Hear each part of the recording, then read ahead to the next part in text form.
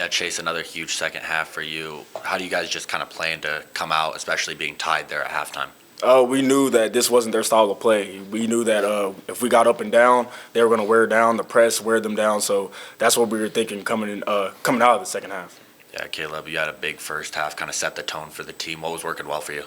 Some of their coverages or some of their ices, they're sending me to my dominant hand. And then it's also just a mindset thing.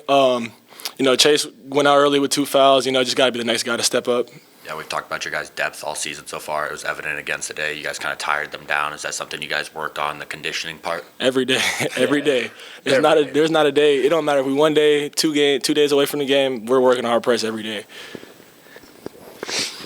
Chase, it seemed like he really tried to force the issue, drive the ball, be aggressive a lot there to begin the second half. Was that an emphasis from the coaches when you guys went into the locker room?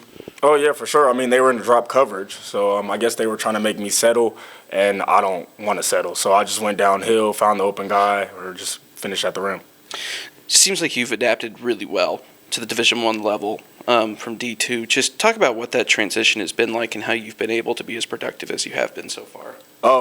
I came from a D1, but you're good. But it's definitely a better league. I'll say that. It's definitely better competition. So adjusting that way, it's just different, I guess. Like my team last year, really, we weren't the best. So coming to a team where there's more guys that I can facilitate to, more guys that I can trust with the ball, it's a beautiful thing to watch.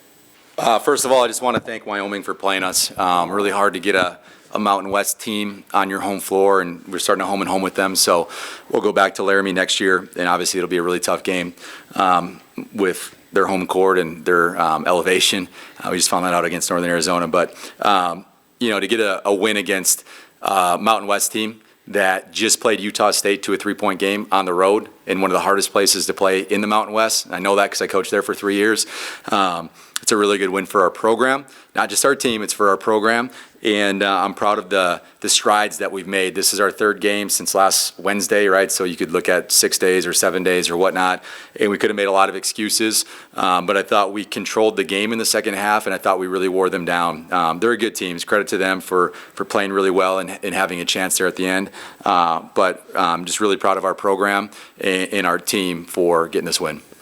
Yeah, Coach out-rebounded 44-28, but still managed to win the turnover battle. How big is that for your guys to still force missed shots down low? Yeah, the offensive rebounding piece has been an issue for us, right? We're getting better. We are. And I told our team this before the game. We were watching film today, and it's like I'm not purposely scheduling like top 50 offensive rebounding teams in the country, but like the last 6 opponents, they all have been top 50 in the country in offensive rebounding, which honestly, it's going to make us better for Summit League play, right? So, disappointing on the rebounding part, but we're continuing to get better. What was the second part of your question? So I talk about rebounding. That's where my mind goes, just right to the rebounding stats. Because being able to win their turnover battle. Yeah, and that's partially why we're pressing. That's partially why why we decided to change what we're doing defensively. Because if we are going to give up some offensive rebounds by playing a little bit smaller, and we got to force turnovers, we got to create more possessions in the game. I didn't even look what we shot from the floor. I mean, not very well from 3. Shot 45%, but we got to get more shots. And like last year, I say this all the time, we lost 7 games by an average of just over 3 points a game, right? And we turned the ball over too much, and we didn't force turnovers. We were dead last in steals. So if we would have, played a little bit faster last year and got more possessions, things could have been different. And after a season, you just look at every part of your program, and I knew this was a huge part that we needed to address. And I've pressed before. As a JUCO head coach, we pressed almost every possession too, and just hadn't done it in 10 years, right? So a little bit awkward as we started it, but it won us the game, and I think I said this, but we definitely controlled the second half. Once we got that little lead, we definitely controlled the second half. Yeah, both teams' bigs kind of got into foul trouble there early. How crucial was it to have depth coming off the bench? Yeah, I thought Ashton to start the second half was phenomenal for us, right? As a staff, you're talking like, hey, should we play Cam? And Cam usually starts, right? So you're out of your flow, you play somebody different, and Ash usually plays on the second line, and I thought he was phenomenal. I don't know how many minutes he played till I subbed him out, maybe 4, but he was really, really good. And then just going back and forth with those guys, that's the nice part about having 2 really good bigs, and I thought Boom gave us a good lift in the 2 minutes that he played in the first half too. So, our depth is really important with how we play, and we got to continue to develop it. Like, we could look at a lot of guys too with the depth piece. Like, Shea only played 9 minutes, but I thought he played great. Javon gave us 3 minutes, was really good. Jake gave us 5 minutes, was really good. You could go right down the line, but we got to be able to play a lot of guys based on how we're playing. Then after that Idaho State game, you mentioned your conversation with Chase. How proud are you, how he's played these last 3 games? Yeah, he was really good against Northern Arizona.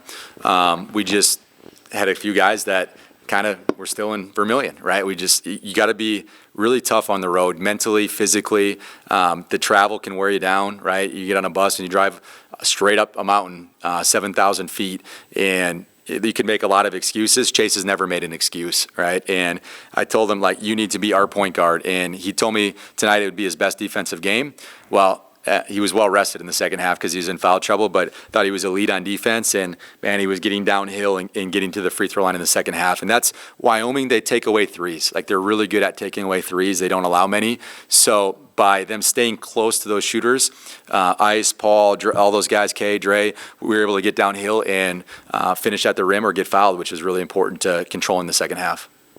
Yeah, you kind of mentioned it. Chase really started to work downhill over the first 5 minutes of the second half. Just how important was it for him to get rolling that early in the second half after a slow first half? Yeah, it's hard, right? You don't play in the first half, and now you're maybe out of rhythm or whatnot. Chase is a senior, and typically you got to trust your seniors, right? So little things, we ran a play for him to start the second half. We didn't score directly out of it, but what does that tell the player? Like, we're going to you, right? We believe in you. I know you sat a long time, but we need you now, right? And, I think the relationship, I got to know him in the recruiting process, but there's a high level of trust between both of us and a high level of respect. And certain guys you can really go at. And it had a couple dumb fouls in the first half, trying to be aggressive, right? And I knew he'd be much better in the second half. I did. Just with his transition process coming to USD, it seems like it's been almost completely seamless. He's been probably your guys' most consistent player so far. Just how important has he been to this start of the season? Well, he had 25 tonight, drew 9 fouls, had 5 rebounds, 5 assists, turned it over twice. We were missing a true point guard last year. Boston did a great job for us, but Boston played the 4 for us at Utah, right? We had 2 season-ending injuries at the point, and that was hard for us. And we knew in the offseason it was really important to go get a true point guard. Now, I'm going to credit our administration for this. We got to go on a foreign tour, right? So anytime you bring some transfers in, it's tough, and it might take a few games to do it, but we got to spend 12 days in Italy, right? Chase was our leading scorer. He was our leading rebounder. He was our leading offensive rebounder, and he led us in assists as a new guy, right? Like, that's phenomenal. So to have that opportunity, and our president letting us do that, our athletic director letting us do that, honestly, that's probably why we're off to such a great start, because we had 12 days to really come together as a team and grow as a team. Then Agbim entered the game as their leading scorer. You guys did a pretty good job holding him under his season average. What was working well for you guys defensively? Well, the press. I think the press kind of takes you a little bit out of rhythm, right? And that's why we do it. So we tried to lock him a little bit and not let him get the ball late. So when you break the press and your point guard's trying to run the play and you don't let him catch the ball, like, that hurts their offense, right? And then you got to put some other guys in different spots that they're not used to playing. And, we made it tough. I thought we did a pretty good job for the most part with the personnel. He's very, very, very good to his right hand. If he goes left, he's trying to get to his pull-up mainly. And I thought we contested a lot of those pull-ups, and those pull-ups are hard shots. Like, it's one of the hardest and lowest percentage shots in the NBA, right? So forcing him into tougher shots, I think, really helped. But, man, he still had 17. Like, he's a really good player. And I told him in the handshake line, I coached in the Mountain West for 3 years, right? He's going to be a very, very good player for Wyoming in the Mountain West. Thank you, guys. Go Yotes.